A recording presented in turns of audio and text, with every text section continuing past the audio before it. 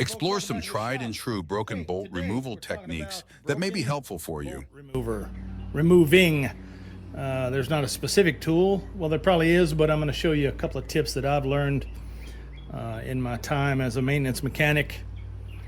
And we're going to do that with some simulated broken bolts, because it's hard to work on one when you need to work on one and try to film it too. So what we got here is a little 3/4 inch bolt and a nut that's going to simulate our threaded hole and our broken bolt. I've sheared it off with a grinder cutoff wheel, but we're going to give you a couple examples on, hey, here's what I got and here's how I need to get at it. So first example, number one, let's say your bolt breaks off, but you were holding another piece onto it. Like guards, for instance. We got a lot of guards, safety guards on our equipment. We got rollers, conveyors.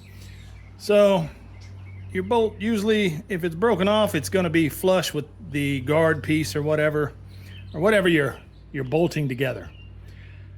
Best case scenario is you can get the guard off the rest of the way. The bolt sheared clean off. Say they bumped the guard with a forklift or a, whatever machinery. Another piece came in and kind of kicked it over, and so broke your bolt, but then your bolt head's gone, but you still got some threads. You might have a little rough edge on it, some smearing of metal over. So it might be kind of caught, but it might not. You might be in good shape here. So if you broke off flush and you can get the guard off easy enough, you can, of course, this is an oversized bolt for demonstration purposes. You might have 3/4 inch bolts, you might not, but you may have something smaller where you can't get your hands down there and get a good grip on it, or this one really loose because it's obviously a new bolt, and you don't get a lot of, let's say you doped it up with anti-seize real nice, and so it's not corroded together, not rusted shut. You might be able to hand back it out if you can get it off of there. Be careful, you're probably gonna have some sharp edges. If it's a little tighter, you could take, some channel locks, some Knipex, alligators or cobras. If you can get on the threads and then get in there and work it back out, you're good. You're not worried about the threads because this bolt's, it's gone. It's a goner. You can't put that back in there because you can't tighten it back up. If you're in there and you're seized up a little bit, you forgot your anti-seize compound, and you broke off a little less than flush, or maybe right at flush. Here's another tool for you, a little chisel. If you can get in there and get it started. Now this is best case scenario. If you're working on an engine bolt or something's broke off, we all know the chances of that not being pretty much a monolithic one piece of bolt and motor block or whatever. They're going to be corroded in there good, rusted shut. But you get your chisel in there, catch one corner of it, take your trusty ball peen or your sledge, or hell, even a claw hammer will work. If you can get that thing to bite in there on the edge and just get her to turn a little bit, you can work it out. This is a patience game on this operation. You just want to get it in there, and of course this one's loose, so we're kind of exaggerating how much it's going to be, but you can do it. I've done many of them like that, where you can chisel them around and get it at least backed out far enough. Well, now it's not catching it all here, so let me get in there. Good, there it is. Well, there it goes. Hard to do, but anyway, you can get it around enough where you can get on there with you.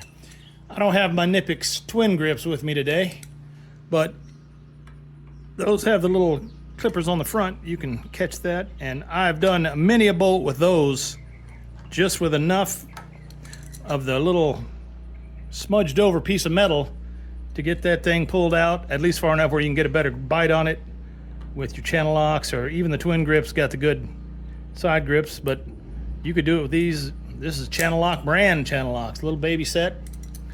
Better for your smaller bolts. You could get in there and get a little tighter. Get them in. All right, sorry about that. The wife ran over a copperhead with the mower.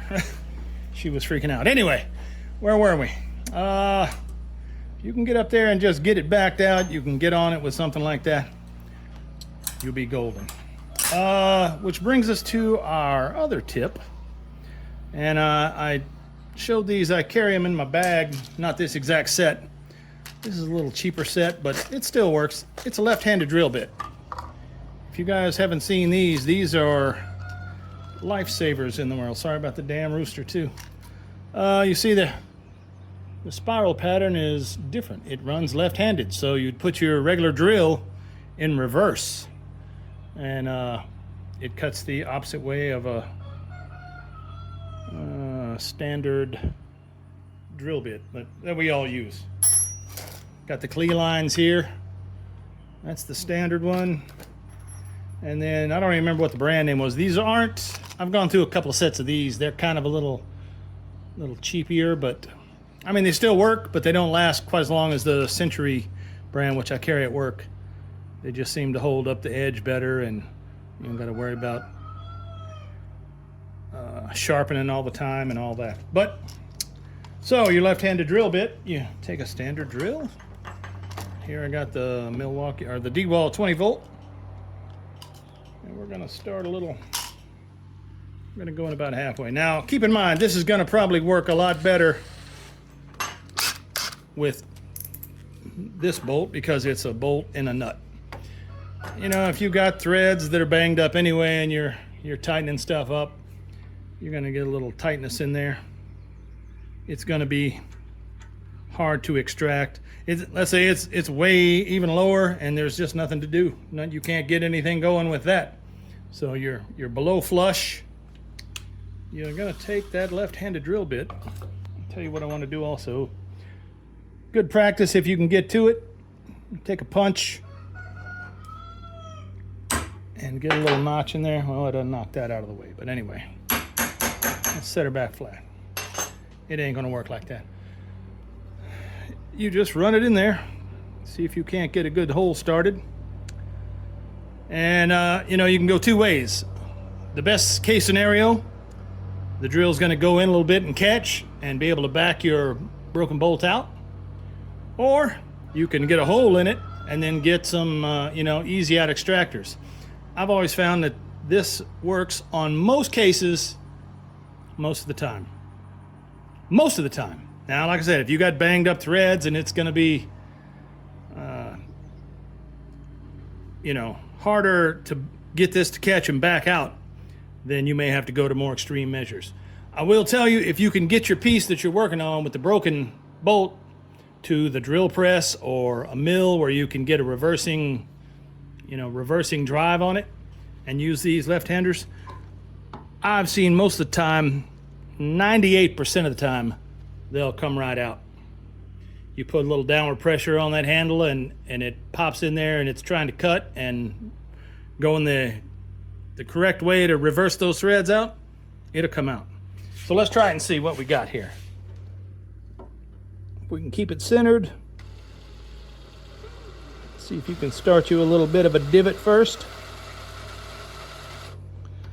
Which we got, so we're gonna stay pretty well centered. Now, you can see these come in different sizes. Obviously, you'd want to use some smaller ones if you got a smaller bolt in there. Let's see if we can focus that one. But just for demonstration purposes, so you can see what's going on, we're gonna just show this.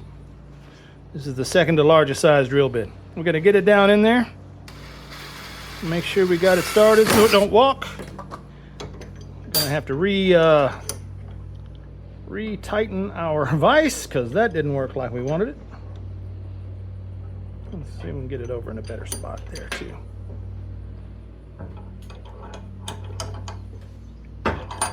Yeah, if you're on a machine that's bolted to the floor in the shop, this will probably work a lot better. But so we're just gonna let it run, and there it goes. Comes right out.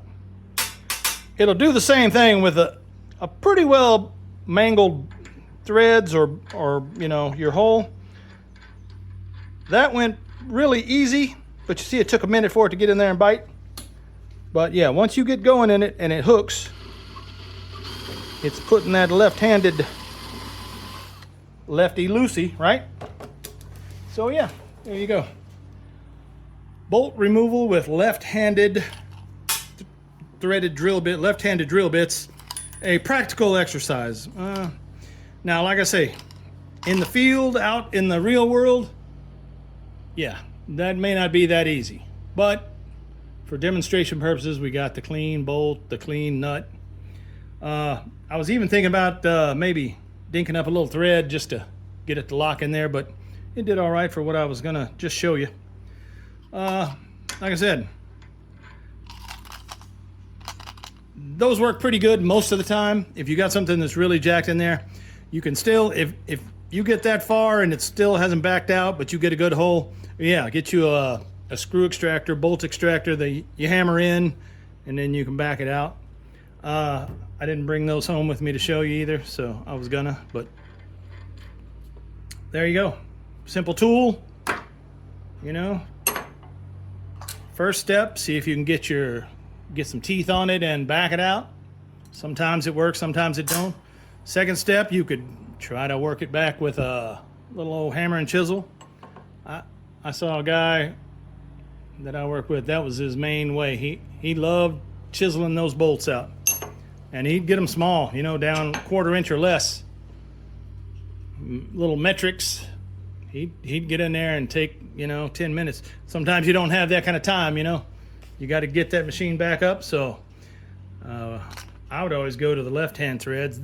I learned these from an old guy that almost a photographic memory of, that's the wrong one, of machinery, you know, like he had layouts in his mind of where all the machine parts were, where there's a hidden 3/8 bolt underneath that bracket that you can't see. You're gonna have to get that other bracket off first.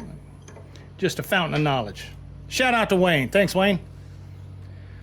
So there you go. Quick broken bolt remover. And hope y'all enjoyed that. Maybe I taught some new guys out there some ideas and sharing my knowledge. Thanks a lot, guys. Have a good one, and y'all be careful.